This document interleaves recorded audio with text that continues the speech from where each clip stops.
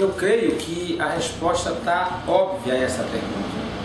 Este fato só está atingindo as proporções que nós vemos hoje pela simples solar razão da OAB do Pará, sob a minha gestão, ter feito o que fez do ano passado para cá.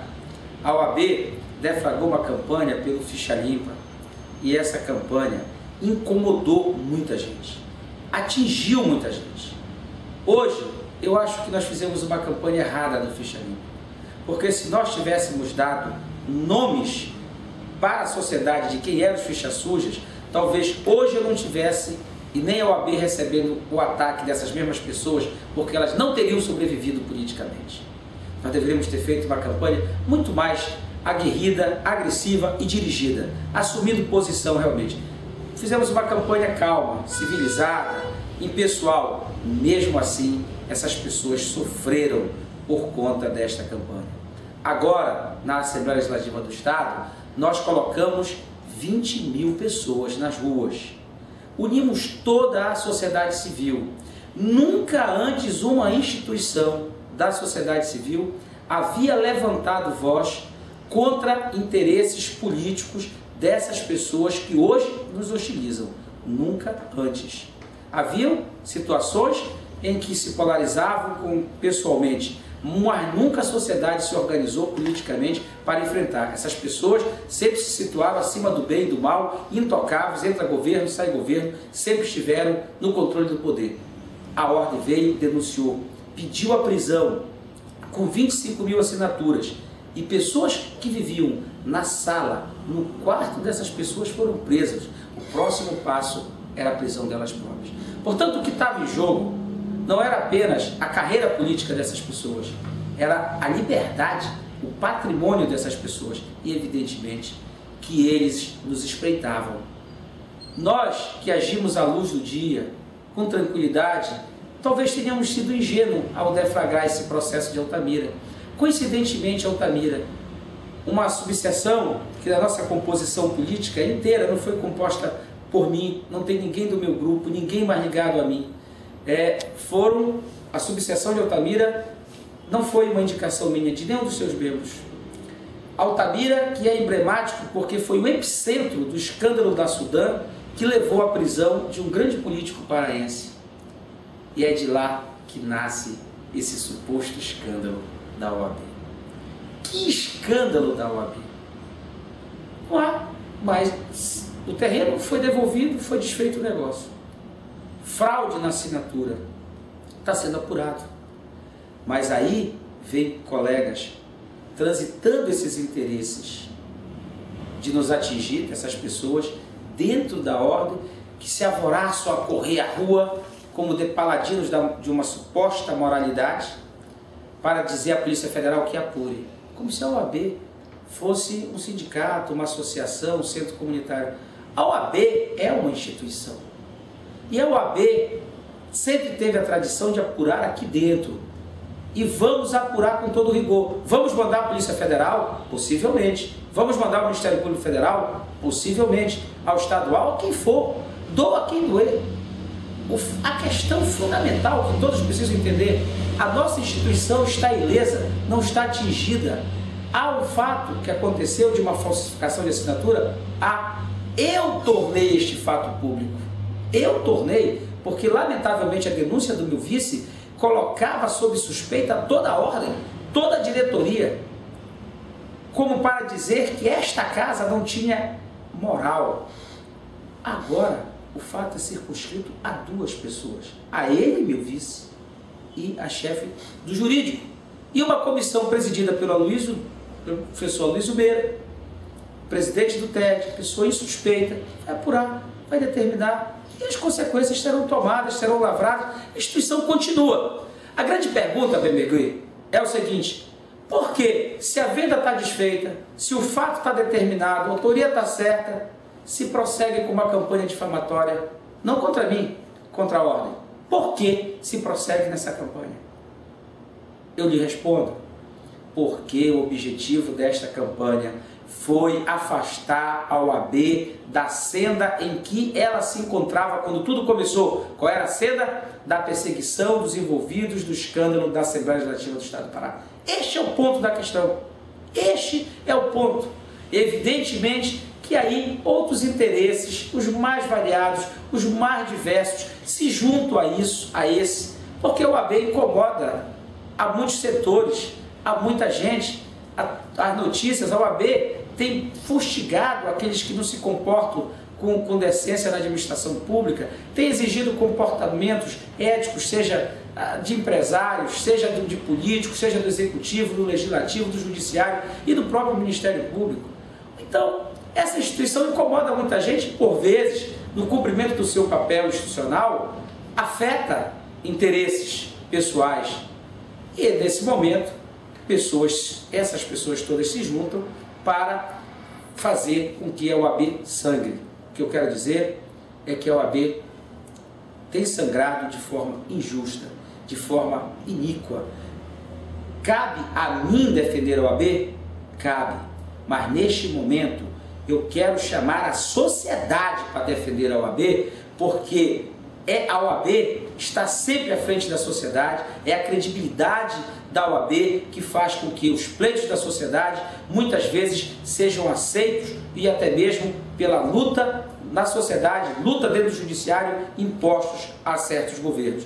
Então, nesse momento, defesa da OAB pertence não só aos advogados paraenses, mas a todo o povo do Pará. E eu espero que todos estejam compreendendo muito bem o que está por trás dessa cena em que o setor da mídia, que é o setor marrom, interessado em acobertar a corrupção nesse Estado, se arvora como paladino da moralidade. Eu não reconheço neles nenhuma moralidade e não os temo. E enquanto aqui estiver sentado nesta cadeira de presidente, os arrostarei sempre. E de forma também dura, porque nós temos que combater os corruptos como se combate os criminosos contra a vida.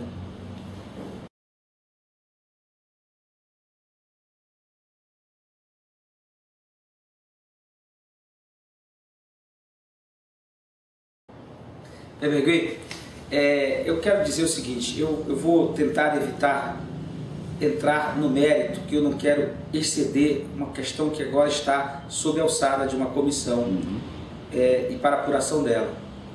Eu apenas quero enfatizar, neste caso, que a doutora Cíntia, chefe do jurídico da OAB, é funcionária há 8 anos desta casa, portanto, não foi contratada por mim. Quando eu aqui cheguei, já a encontrei. Pessoa que trabalhou diretamente por muitos anos com o doutor Evaldo. Portanto, a doutora Cíntia tem uma relação de confiança muito maior, o que é normal, com o doutor Evaldo do que comigo e com qualquer outro diretor desta casa. Então, esta relação dos dois, doutora Cíntia e doutor Evaldo, de confiança, que tem no decorrer desses anos todos, é isto que vai nortear possivelmente em que contexto isso se deu ou não se deu, né? O fato que eu quero chamar a atenção aqui, neste momento, é o seguinte: quando o Conselho deliberou pela venda do imóvel, nosso artigo 48 dos estatutos diz que só quem pode deliberar é o Conselho. Então não é um ato do presidente, não é da diretoria, é do Conselho. Quando o Conselho delibera, a diretoria tem que executar. Eu não posso me recusar a cumprir uma decisão do Conselho. Eu simplesmente tenho que cumprir. Eu posso ressalvar, posso escrever laudas de ressalvas, mas eu tenho que cumprir. Ou recorrer ao Conselho Federal e buscar um efeito suspensivo. É como nós aqui na OAB temos essa dimensão também de tribunal, né? Eu tenho que cumprir. O doutor Evaldo tem que cumprir também a decisão do Conselho. Eu não conheço nenhuma manifestação dirigida a mim dessa contrariedade. A outra questão que eu quero dizer é que nós não precisávamos dessa procuração. Por quê? Bastava que se pegasse uma certidão da reunião do Conselho, levasse em cartório e se fizesse a escritura pública. Bastava isso. Não precisava de procuração. Essa procuração foi pedida porque o doutor Robério ia sair de férias e queria ter a procuração, talvez para uma segurança ou para já encaminhar isso de alguma forma, agilizar os documentos enquanto ele estava de férias, para depois passar para o seu nome. Então não havia nenhuma pressa, nenhuma urgência. O doutor Robério, nosso colega aqui do conselho, e todos sabiam que ele ia sair de férias no outro dia, como de fato saiu. Então ele não estava correndo para Altamira para transferir o imóvel para o seu nome. Se esta questão fosse dita pelo doutor Evaldo, de algum modo, para mim, eu teria simplesmente aberto o inquérito, talvez até dispensado incontinente a doutora Cíntia, né? E apurado o fato, imediatamente comunicado ao cartório para que cancelasse a lavratura, né?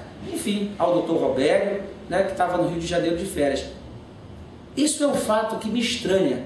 Por que anunciar esta questão numa manchete de jornal? Uma questão que não tinha, a procuração não tinha nenhum sentido, na verdade. Ela não precisava ser feita porque bastava uma certidão do conselho. 2. A procuração, enquanto o doutor Robério estivesse no Rio de Janeiro, ela não teria a transmissão da propriedade da OAB para o patrimônio do doutor Robério. Não havia, portanto, nenhuma urgência de fazer manchete do jornal, certo? Então, quando eu soube, aliás, fui comunicado da decisão do doutor Evaldo através da sua pergunta quando pousava em São Paulo para acompanhar a cirurgia do meu irmão mais velho no Hospital Sírio-Libanês, que até lhe pedi, você deve ter visto que a minha voz estava um tanto embargada pelo problema familiar que pesava naquele momento, e eu lhe pedi que tivesse a gentileza de falar com o doutor Alberto, que eu não estava na melhor forma psicológica, se desconhecia inclusive o fato que o doutor Evaldo havia dito que a assinatura não era dele. É tudo que eu posso falar sobre isso. Eu espero e acredito que a nossa comissão vai apurar esse fato. Como disse, isso diz respeito à conduta do doutor Evaldo e da doutora Cíntia.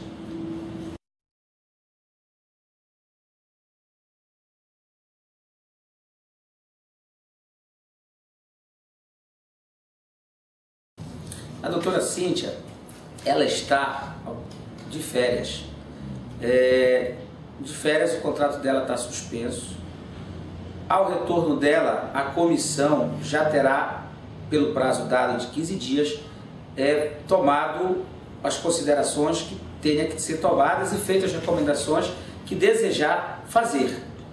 E, evidentemente, que nós, portanto, nesse momento não nos cabe nem afastar, porque ela está afastada, ela está de férias, está com o contrato de trabalho suspenso, e nós vamos aguardar, porque tempo há, para que as conclusões da comissão sejam feitas e postuladas para a diretoria, certo? Então, esta a nossa posição neste momento, agir juridicamente. Eu quero deixar claro aqui que a primeira preocupação que eu tive ao descer aqui, chegar na ordem nessa segunda-feira, depois de estar ausente 10 dias, não foi com política, foi de agir juridicamente como se espera que o presidente haja nesse momento. Nomeei uma comissão para relatar ao conselho o pedido de desfazimento do negócio. Aliás, não é um pedido de desfazimento, é um desfazimento mesmo, porque o doutor Robério protocolou um ato de renúncia. Então, renúncia em direito não tem oposição. O doutor Ismael pediu que fosse bloqueado os valores dele, relata-se isso juridicamente. Outra questão, sobre a falsificação de assinatura, havia uma manifestação pública do doutor Evaldo, ele não fez essa denúncia dentro da ordem, fez ao jornal, e a doutora Cíntia protocolou um pedido onde ela diz: eu não falsifiquei, eu assinei a pedido, na tese dela, evidentemente. E aí eu mandei apurar este fato por uma comissão que reputo isenta e idônea. Então, Bemegui, esses fatos para mim estão dentro deste viés jurídico, técnico, dentro de balizas bem claras e estabelecidas que, a toda evidência, negam a existência de um escândalo, de uma crise sem proporções. Eles estão bem determinados e tenho certeza que nós vamos apurar sem que nada prejudique o trabalho, o caminhar desta casa.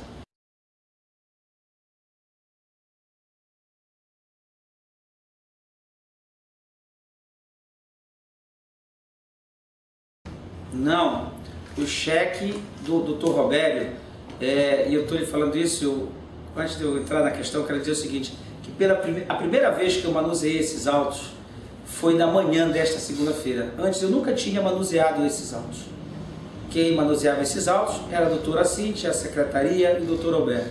Eu nunca manuseei antes, manuseei na segunda-feira. E como toda hora que eu estou recebendo advogados, conselheiros explicando, eu posso falar agora de cabeça o que eu vou dizer. E os dados que eu vou dizer estão no nosso site, que qualquer um pode entrar, folhear e comprovar. O cheque é datado do dia 21 de junho e depositado no dia 22 de junho. A sessão do conselho foi no dia 29 de junho. Há vários aspectos que precisam ser desmistificados. Um é esse, e vou desmistificar agora. O que acontece é o seguinte: o doutor Robério fez a proposta, ele foi a única proposta feita, e nós temos 2 sessões por mês. Essa era a última. O doutor Robério depositou o dinheiro para que o nosso conselheiro, o secretário-geral, fizesse o relatório que foi feito, lido, relatado, que consta inclusive deste processo e aprovado pelo conselho. Então havia um depósito, mas o ato final de aprovação está lá no nosso artigo 48, parágrafo único. Quem autoriza é o conselho. Se por acaso o nosso conselho dissesse: olha, não vende, o preço ofertado de 301 mil é 80% do valor de avaliação feito por Altamira, então não queremos, nós queremos 100%, faz outra edital. Teria sido feito e devolvido o dinheiro do Dr. Robério. O que é importante dizer é que comentários, maledicência, como se o dinheiro tivesse vindo antes para a conta do Dr. Albano, como se tivesse para a conta do presidente, como se fosse uma coisa escusa, como se fosse um ato já que sacramentasse a venda. A venda juridicamente de um imóvel da OAB não se sacramenta nem com a homologação do secretário-geral, nem com o depósito. Ela se sacramenta com a decisão do conselho, artigo 48, parágrafo 1, ponto final. Tá certo? Então, a partir da decisão do conselho, sim, a venda estava perfeita e acabada. Tanto é que, quando o doutor Robério escreve a ordem, ele pede a renúncia do ato jurídico perfeito. Ele faz a renúncia ao ato jurídico perfeito. Queria desmistificar também, Bebeto, aquela maledicência da primeira nota de repúdio da subseção de Altamira, né, que foi planejada, penso eu, por uma pessoa de marketing, porque ela diz certas inverdades capazes de causar em quem lê desavisadamente um escândalo. Ela diz que a OAB, a seccional, vendia um terreno da subseção. A subseção não tem bem, os bens pertencem à seccional. A subseção não tem CNPJ. Segundo, diziam que eles não sabiam da venda. E aí faziam uma terceira conclusão: o preço era vil que foi avaliado. Como se nós tivéssemos feito a avaliação. Rapidamente foi mostrado, e qualquer pode ler, que quem pediu a venda do terreno foram eles. Quem neste pedido consta, não uma avaliação, porque avaliação para mim é um laudo, consta uma informação de que eles, reunidos lá na subseção, como assim como foi no processo de guarda, encontraram este valor do terreno que gira, usar esse verbo, gira em torno de 350 mil. E nós acreditamos, todo advogado, grande parte dos nossos colegas também é corretor de imóveis. No caso do presidente da subseção de Altamira, ele é o maior corretor de imóveis de Altamira. Tinha por que dar descrédito a isso. Por fim, essa avaliação feita por eles, a venda feita a pedido deles. Ora, se algum erro houve na avaliação, o erro é deles. Se alguma expectativa de mercado mudou, eles deveriam ter comunicado a nossa seccional. Não o fizeram. Se caberia divulgar mais este edital em Altamira, deveriam ter sido eles a fazê-lo. As nossas sessões são, o nosso calendário de sessões é conhecido de todos anualmente. Se você chegar aqui na secretaria, no e-mail dos conselheiros, eles já sabem qual é o dia, que eu não vou saber agora de cabeça, qual é o dia da sessão que vai ter em outubro, ou novembro ou dezembro, como vai se encerrar. Ora, por que a subseção de Altamira não nos comunicou? Olha, os imóveis aqui estão crescendo vertiginosamente, não é mais para vender por 350 mil, venda pelo menos por 500, venda pelo menos por 60, está aqui o documento. Isso aqui é um processo, Quando você abre o site, você não vê conversa de culpados, você vê um processo administrativo. Portanto, não bastaria, é inverossímil e insustentável essa acusação que me doeu tanto de que eu teria sido avisado de que o valor não era aquele. Porque não bastaria me avisar, era preciso escrever realmente para que este processo, este papel, este documento fosse para dentro do papel. E se isso tivesse sido feito, quem deveria fazer isso? Eu? Eram eles. Suponhamos que eles tivessem me avisado. Mas ao eles ver o presidente, então, segundo a ótica deles, não avisar o conselho, por que eles não o fizeram? Que tem um processo, eles são todos advogados, né? E a gente aprende desde cedo na escola que o que não está nos autos não está no mundo, por mais que o mundo esteja certo, os autos errados, ou vice-versa. Os autos do juiz, o mundo do juiz são os autos do processo. Eles sabem disso, então deveriam ter peticionado, não fizeram, deveriam ter comunicado. E aí, bebê, que eu estou desmistificando por último, uma última situação, é de que nós estaremos nos desfazendo de um patrimônio da OAB. Nós, a pedido da subseção de Altamira, estávamos vendendo um terreno de valor maior para comprar um terreno de valor menor e com a sobra desta operação construirmos uma sede em Altamira que, deixo claro, não existe. A sede de Altamira foi alugada, um imóvel, agora na minha gestão, nunca houve antes, apenas na gestão do presidente FIMA há mais de 10 anos atrás, não havia 10 anos de subseção sede Altamira. Com esse desenvolvimento da região era preciso fazer, nós com toda a dificuldade financeira, alugamos o imóvel, aparelhamos o imóvel, mas era preciso dar uma sede digna, definitiva para Altamira, e essa era a operação que visava fazer isto. Se nós cometemos um erro, foi andar ao encontro dos interesses da advocacia de Altamira, tentando fazer com que aquele local tivesse uma sede digna para os advogados.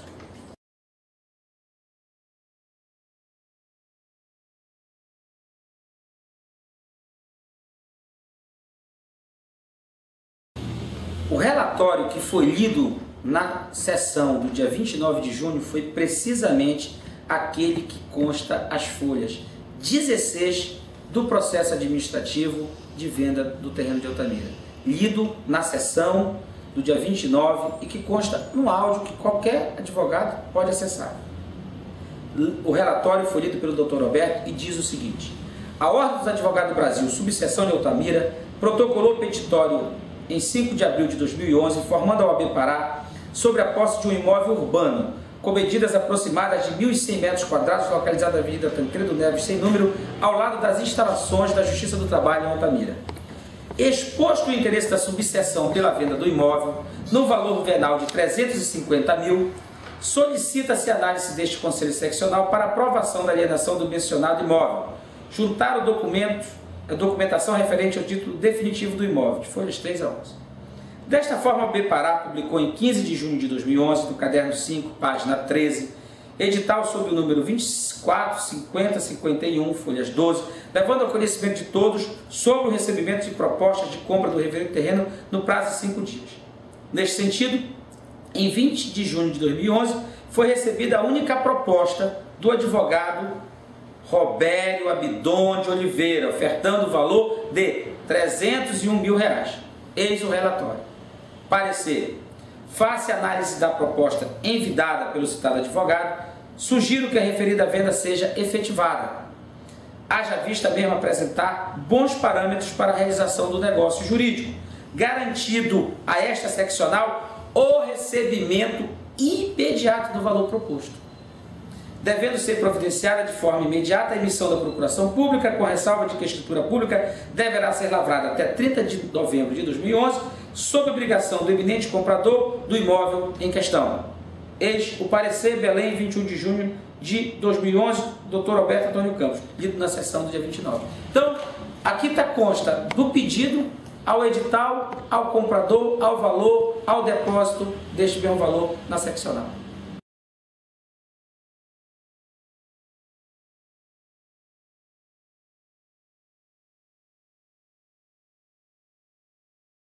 Veja bem, eu estou diante de adversários impiedosos que toda hora querem colocar rabo em quem não tem rabo, querem colocar chifre em cabeça de cavalo, querem confundir a opinião pública e inclusive a opinião dos advogados. Eu estou, portanto, diante de pessoas que agem sob absoluta e descarada e indisfaçável má-fé.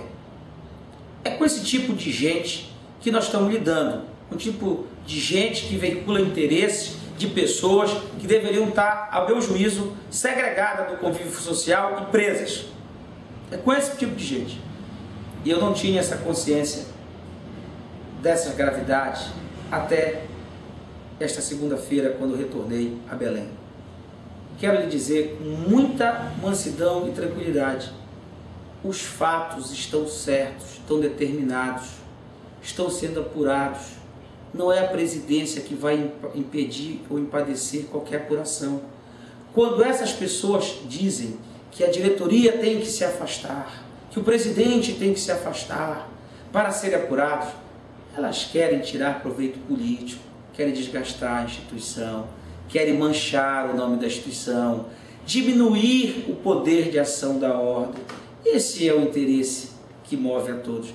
Por isso, não há que se falar em afastamento, não há que se falar em renúncia. A OAB continua funcionando. E lhe digo, tenho certeza que tenho o apoio da maioria deste Conselho, das comissões, de todas as estruturas de funcionamento da ordem e da advocacia paraense. Quem lidera a advocacia paraense continua sendo o presidente e a maioria deste Conselho. E assim seguirá, para o bem da sociedade paraense, que não quer que aqueles que veiculam o interesse do mal dentro da nossa instituição prevaleçam.